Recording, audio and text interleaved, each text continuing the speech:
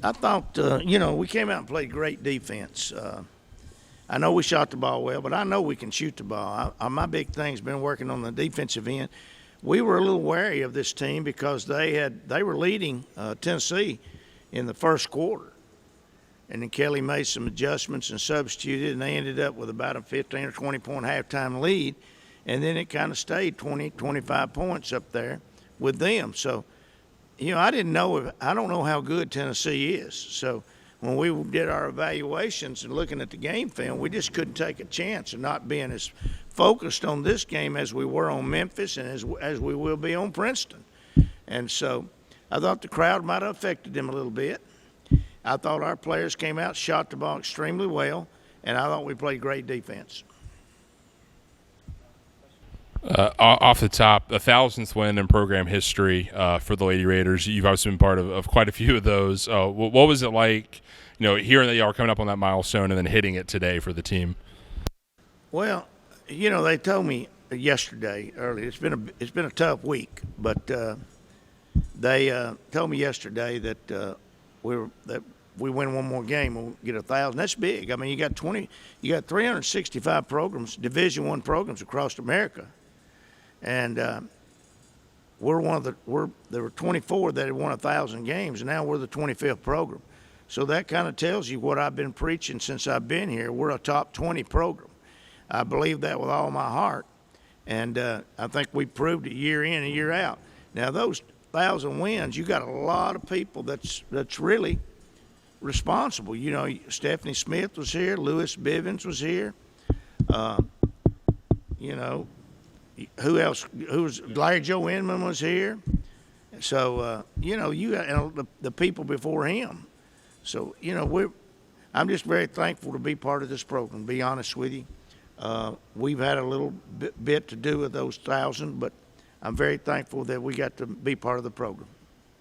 And then you mentioned the crowd. Obviously, annual Education Day game is something that you put a priority on every year to have in your program. Why is this day so important to have for your program and for the Murphysboro? One is the fact that we're able to share what we've got with the community, with the elementary school kids. That's one. I mean, some of those young ladies out there will become their heroes. Some of those young ladies out there that were sitting up in the crowd will bring their daddies and mamas back maybe Sunday afternoon or sometime and see one of our games. That's one reason. The second thing is that my first involvement with basketball, the game of basketball, was a school day. My elementary school teacher took us to a game of basketball. I didn't know what it was. I was in the first grade, and it's the first time I'd ever seen it. And from there on, I had a love for it. And my mom and my dad made sure that every Tuesday and Friday night, when I was in grammar school and high school, that we were at a basketball game. And then, of course, I came back, got in coaching, and then went to Shelbyville and then ended up here. So I've been very blessed, very, very blessed by the game of basketball and by the good Lord. Coach, you guys hit 12 three-pointers, had 40 points in the paint. What can it do for the offense when you're hitting from inside and out? Well, I thought all three of our posts did really good. We played Courtney there some, but you got Yuya and you got Nasia and you got Jada. I thought they did good. I thought they did extremely well. So I was real proud of those. Courtney just shows how prolific of a shooter she is. And Jalen Gregory's the same way, and Savannah Wheeler's the same way, and Tamia Scott, it just keeps getting better and better. Now, the big thing is Sifa now will be eligible to play Sunday. So you throw you're looking at an all-conference player that hadn't even dribbled the ball yet.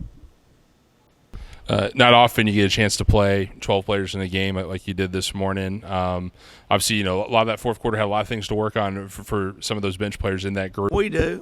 They got to understand what we want. I mean, there were some good players out there, but we got to understand what we want. We got to understand our roles. We didn't do that. And then you mentioned Princeton coming in, right around the corner on Sunday. What do you have to do over these next 2 days to prep for? Well, they're great. The kids are, of course, get some rest and get some food in them tonight and today. But then we'll come back in. We're in class tomorrow, and we'll be back in here and practice tomorrow afternoon about 5 o'clock, and then put a game plan in tomorrow afternoon and Saturday. And then Princeton's a great team. They're well coached. They've been in the NCAA tournament the last 2 or 3 years. They run their stuff just like we run our stuff. It'd kind of be a mirror of the two teams coming in to play each other. So, we're pretty excited about it. I'm sure they are too, because this is not going to hurt either one of us in the net, because they've got a good program, we got a good program.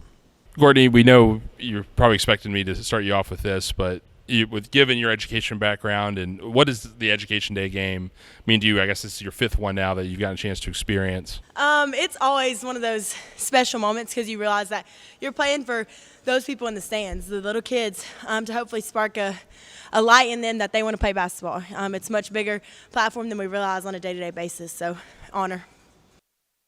And then Savannah, 1,000 wins in program history. I mean, I think the news of that came pretty late that y'all had a chance to do that. But what was it like, hitting that milestone, putting those shirts on after, and reflecting on all the Lady Raiders that came before you to make that possible? Yeah, they mentioned to it yesterday with us, and we were on the bench, and they were just passing out shirts. I was like, totally forgot about it, but no, it's definitely an honor, and it's a great accomplishment for us, the university, the community as a whole. So just very proud and thankful to be a part of all this. What went so well in that first quarter were y'all able to jump out, I think, 22-point lead at the end of that frame? Overall, just execution. We prepare every game. Every game matters. And, now that this is over, now we got prepared for the next. So, unless you want to say something. Just our preparation leads us with confidence, and I thought our execution and defensive intensity was good. So, Courtney, for you, you're playing 3 sometimes when Anastasia and Julia are both out there with you. What's that adjustment like for you, playing a little bit on the wing? I think my mindset has to change. Obviously, defensively, I have to do different things than I'm used to in my position. But whatever my team needs, I'm going to try my best to do what I got to do and play hard always. So.